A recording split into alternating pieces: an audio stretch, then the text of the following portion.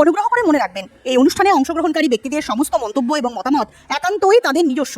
এটি কোনোভাবেই India poultry news চ্যানেলের নিজস্ব অবস্থান বা দৃষ্টিভঙ্গিকে প্রতিফলিত করে না। কাউন্টারে দিয়ে দিই, অনেক সময় রেট যখন কম থাকে খুব তখন কাউন্টার ডাইরেক্ট। সেটা কোন কাউন্টার? আমাদের আশেপাশে বিরাতে গুমাতে যেসব আপনাদের এই এলাকার কাছাকাছি বিরা বা গুমা বা হাবড়া এসবের কাছাকাছি যে কাউন্টার, এই কাউন্টারগুলো দিয়ে দিই।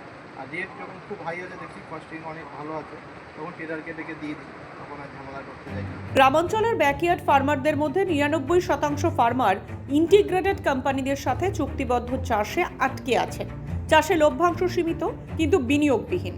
ঝুঁকিহীন চাষের গতানুগতিক নিরাপত্তা ছেড়ে বেরিয়ে আসতে চাষিরা ভয় পান। নিতান্তই তিতকুটে মুখে নিজেরাই নিজেদের নাম দিয়েছেন নীল চাষি। নমস্কার, ইন্ডিয়া পোল্ট্রি নিউজের আজকের এপিসোডে দর্শক বন্ধুদের স্বাগতম। পোল্ট্রি শিল্পের সমস্ত খবরের হদিশ পেতে চোখ রাখুন ও শেয়ার করুন আমাদের চ্যানেল। নীল খামারকে লাভে লাল খামারে রূপান্তরিত করতে কি করবেন ফার্মাররা? কোন বিকল্প পথে হাঁটলে তাদের মুখে পড়বে চড়া হাসি? বিকল্প পাখির খামারে ঝোঁক নতুন ঝুঁকি টেনে আনবে? ইন্ডিয়া পোল্ট্রি নিউজের ক্যামেরা আজ যাত্রা করেছে উত্তর 24 পরগনার হাবড়াতে।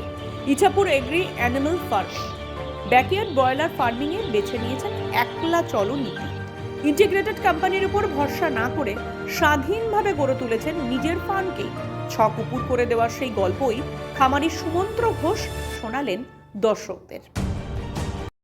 আমি মৌমিতা। আজকে আমরা এসেছি ইন্ডিয়ান পোল্ট্রি নিউজের তরফ থেকে ইছাপুর পোল্ট্রি অ্যান্ড অ্যানিমাল ফ্যাক্টরির কর্ণধার মিস্টার সুমন্ত্র ঘোষের সাথে। 95% মানুষ এখন তো ফার্মিংয়ের সঙ্গে যুক্ত। মানে আপনি যে আলাদা করে করবেন, মানে এই সাহসটা কিভাবে পেলেন? থেকে ইচ্ছে ছিল যে পোলট্রি চাষের মধ্যে আসবো, আর সেই থেকে দুজনাই নিজেদের ফান্ড লাগিয়ে নিজেরাই এখন করি। ঠিক আছে, ফিডটাও আমাদের নিজেরাই তৈরি করি, বাচ্চাটা কিনতে হয়, এবারে বাচ্চাকে নিজেরাই ফিড করে নিজেরাই। আচ্ছা, বলছি যে চিক্স কোথা থেকে কেনেন? চিক্স আমাদের নিয়ারেস্ট কলাছড়া একটা হ্যাচারি আছে, সেই হ্যাচারি যে ওনার আছেন তারা আমার কাছ থেকে নিয়ে আসেন। আর রেটটা উনি আমাদের কাছ থেকে অনেক কম নেয়, বোর্ড রেট নেন না, কারণ বোর্ড রেটে নিতে গেলে এখন ধরুন 47 টাকা বাচ্চা আসবে। 48 টাকা বাচ্চা নিয়ে কখন আমার কস্টিং আসবে? মানে মার্কেট রেটের থেকে একটু কমে পান? হ্যাঁ, একটু কমে পাই। সারা বছরের জন্য একটা রেট করা থাকে, উনি সেই রেট অনুযায়ী আমাদের কাছে পয়সা নেন, সেই রেটেই আমরা চিপস নিয়ে আসি। আমরা রস বিটটাই বেশি করি, কপ বিটের তুলনায় রস বিটটা আমাদের ভালো হয়, সেই জন্য রস বিটটাই নিই। রস B30 যেটা আছে সেটাই। আচ্ছা, বলছি যে এই যে মুরগি বিক্রি করেন, এটা কি কোনো মানে সংস্থার মাধ্যম দিয়ে করেন নাকি নিজেরাই করছেন? নিজেরাই কাউন্টারে দিয়ে দিই, অনেক সময় রেট যখন কম থাকে খুব তখন কাউন্টার ডাইরেক্ট। সেটা কোন কাউন্টার? আমাদের আশেপাশে বিরাতে গুমাতে যেসব আপনাদের এই এলাকার কাছাকাছি বিরা বা গুমা বা হাবড়া এসবের কাছাকাছি যে কাউন্টার, এই কাউন্টারগুলো দিয়ে দিই। আর রেট যখন খুব হাই আছে, দেখছি কস্টিং অনেক ভালো আছে, তখন ট্রেডারকে ডেকে দিয়ে দিই, তখন আর ঝামেলা করতে যাই না। আমাদের ক্যারেক্টার সব আছে, তখন ওই ট্রেডারকে দিয়ে দিই। রেট হাই থাকলে ট্রেডারকে দিই, আর রেট যখন কম থাকে দেখছি যে কস্টিং আসবে না, তখন কাউন্টার। যেমন এখন তো রেট একটু হাই আছে না, আজকে আবার রেটটা পড়েছে, রেট হাই ছিল কিন্তু কাটিং ছিল অনেক। আচ্ছা, 99 টাকা বিক্রি হচ্ছিল, মানে যেহেতু সিজনটা আছে এখন। সেই জন্য এই সময় বাচ্চা থাকলে আমরা কাউন্টারে দিতাম। ব্যক্তিগত উদ্যোগে যে আপনি ব্যবসা করছেন, এতে কি আপনার অসুবিধা হচ্ছে কোনো ফার্মিং এর ক্ষেত্রে নাকি? যদি হাই হয়ে থাকে, মালটা বিক্রি করা নিয়ে একটা অসুবিধা থাকে। আচ্ছা, রেগুলারিটি মানে ফার্মারকে মানে ট্রেডারকে মাল দিতে হয়, এবার সেই একটা অসুবিধা থাকে। কিন্তু আস্তে আস্তে প্রথমের দিকে অসুবিধা হয়েছিল, এখন আর কোনো অসুবিধা নেই। অসুবিধা হয় না। মানে এখন আস্তে আস্তে নর্মালাইজ হয়ে যাচ্ছে সমস্যা।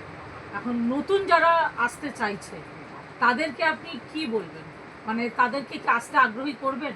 হ্যাঁ, কারণ আমাদের যেহেতু আমাদের ইন্ডিয়াটা মানে এগ্রিকালচারের উপরেই বেস করে চলে, কারণ যুব সমাজ আস্তে আস্তে দেখছি যে এগ্রিকালচারের দিকটার থেকে মানে মুখ ফিরিয়ে নিচ্ছে।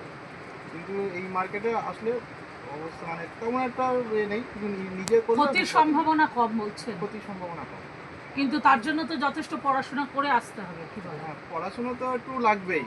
তারপরে আমাদের মানে স্টেট গভর্নমেন্ট বলুন, সেন্ট্রাল গভর্নমেন্ট বলুন, অনেক ট্রেনিংয়ের আয়োজন করে। আচ্ছা, মানে সেই ট্রেনিং থেকে ট্রেনিং নিতে হবে। এই ট্রেনিং ছাড়া নেমে পড়লে লস হবে, ভুল হবে। ট্রেনিং নিয়ে নামলে কোনো সমস্যা নেই। তার মানে আপনি বলছেন যে যুব সমাজের ক্ষেত্রে আর একটা কর্মসংস্থানের দিক উন্মোচন হতে চলেছে। হ্যাঁ, সর্বশেষ প্রশ্ন, নতুন উদ্যোক্তা যারা, তাদের জন্য আপনাদের কি পরামর্শ থাকবে আপনার?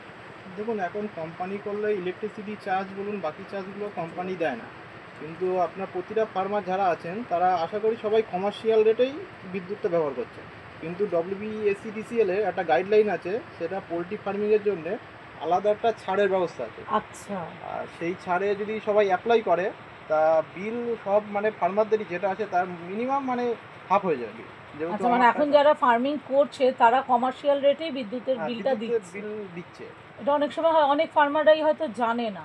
অনেকে হয়তো জানেন না, কিন্তু এটা করলে অনেকটা মানে বিদ্যুতের বিল কম আসবে। আশা করি এই ওনার যে বক্তব্যটা উনি যেটা এক্ষুনি বললেন সেটাতে অনেক যারা নতুন ফার্মাররা আছেন তারা উপকৃত হবেন, বা যারা নতুন নয় পুরনো, কিন্তু যারা পুরনো পদ্ধতিতেই কমার্শিয়াল রেটে বিদ্যুতের বিল দিচ্ছেন তারাও কিন্তু অনেক উপকৃত হবে। তারাও নতুন করে অ্যাপ্লাই করতে পারবে, ঠিক আছে, মিটার চেঞ্জ করতে হবে না, শুধু ক্যাটাগরিটা চেঞ্জ হয়ে যাবে। আচ্ছা, মানে নেক্সট বিলিং যখন হবে তখন থেকে Commercial. কমার্শিয়াল ফার্মিং এগ্রিকালচারে করতে হবে, করলে অনেকটা বিল কম হবে। আমার যেহেতু করা আছে, আমার আগে ছিল না, রিসেন্ট আমি জানার পরে আমি এটা করেছিলাম, আচ্ছা, করার পরে আমার বিল মানে প্রায় হাফ হয়ে গেছে। এখান থেকে একটু মানে সুবিধা পাবো অনেক farmer। অনেকটাই, কারণ এই গরমকালে তো সব সময় ফ্যান চালিয়ে রাখতে আর হয়, গরমকালে ফ্যান চালিয়ে রাখতে হয়, আবার শীতেও আমাদের বুডিং হিটার চালিয়ে রাখতে হয়, হিটার চালিয়ে রাখতে হয়, তখন মানে বিলটা প্রচুর আছে। সেই ক্ষেত্রে এটা করলে অনেকটা অনেকটাই সুরাহা হয়। অনেকটা সুরাহা হবে। পোল্ট্রি শিল্পের এই ধরনের আরও আকর্ষণীয় ভিডিও দেখার জন্য আমাদের চ্যানেলটি সাবস্ক্রাইব করুন এবং ফেসবুক পেজটি ফলো করুন। ধন্যবাদ।